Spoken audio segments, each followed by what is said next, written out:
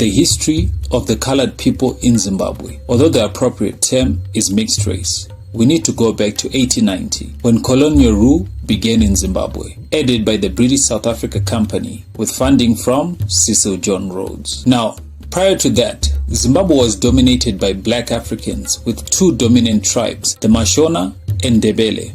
But that is not to say it did not have any mixed race people living there. There's a very high likelihood, though since for hundreds of years Zimbabwe had been a major trade center and had seen countless visits from the Portuguese and other Europeans who had been frequenting the areas for mining and missionary work. Some very notable names in Rhodesia, including the big game hunter Frederick Courtney Selous, Willie Edwards, Stephanus Barnard, Peter Forrestal, among others, had African wives and children, though they never wanted it to be known publicly. The settlers went on to the extent of omitting this information in their publications. This also led to the neglect of many mixed-race children who were only left with African mothers who were oftentimes poor, whilst their fathers were known, but neglected taking care of them. In Salisbury, which is modern-day Harare, there were 55 Europeans known to indulge in sexual intercourse with black women, resulting in 251 colored children, of whom 158 were not acknowledged or cared for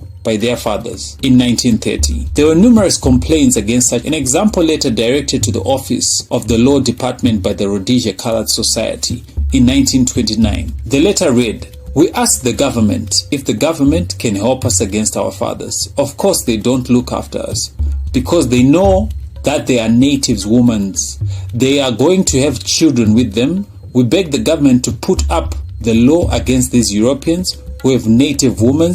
The thing that made us to ask this is because they still go forward, making more children and leave them again. The poor native women have to carry very hard to support these children." In the 1930s, after the Racist Land Apportionment Act was promulgated, Rhodesia was being purely shaped into a fully segregated society, with the distinction between black and white communities being clearly defined. Indians and mixed-race people found an intermediate status in the Rhodesian racial hierarchy, and whilst Africans were relegated to the reserves in the rural areas, mixed-race people were accommodated in the urban areas. Originally, the first black and colored neighborhood was on the south side area of the Salisbury Kopi and Pioneer Street, which is modern-day Kaguvi Street. During the course of time, government and commercial buildings dominated central Harare, displacing blacks and coloreds into Highfield and Arcadia, respectively. The colonial government permitted colored and Indians to live with them in segregated neighborhoods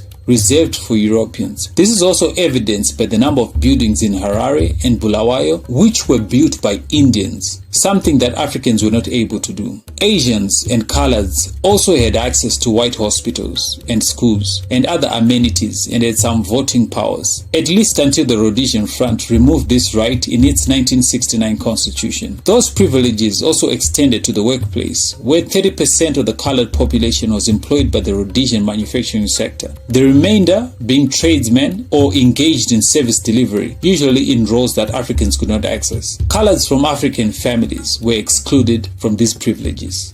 The colored communities in southern Rhodesia mainly had emigrated as servants of Afrikaners and other white South African settlers from the Cape of Good Hope, and those who were offspring of the local white community and African mothers. During the Second Chimurenga, conscription was enforced on all male coloreds of military age who were expected to contribute 4 to 5 months of service to the Rhodesian security forces. In 1966, the Ministry of Defense gave notice that it would henceforth extend conscriptions to all foreigners with residency status, making coloreds of South African and other nationalities in Rhodesia also liable for military service. Most colored recruits were assigned to the Reinforcement Holding Unit, which was primarily concerned with transport and logistics.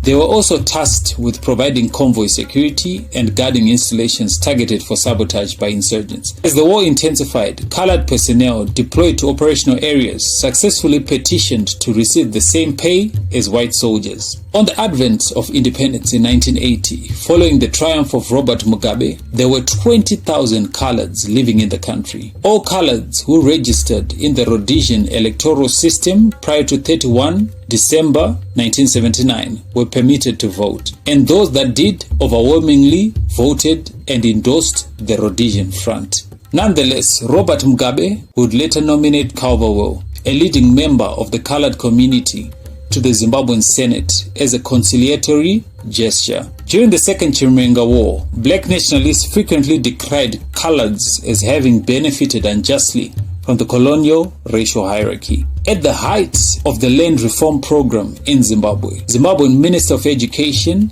and Culture, Enias Chigwedere, demanded that coloureds be excluded from the redistribution process on racial grounds, insisting that if we give them land, it will be giving it back to the white man. Recently, some mixed race groupings have been trying to make overtures to the ZANU-PF government, seeking empowerment opportunities. They are claiming that they have been marginalized and deserve the same opportunities as Africans.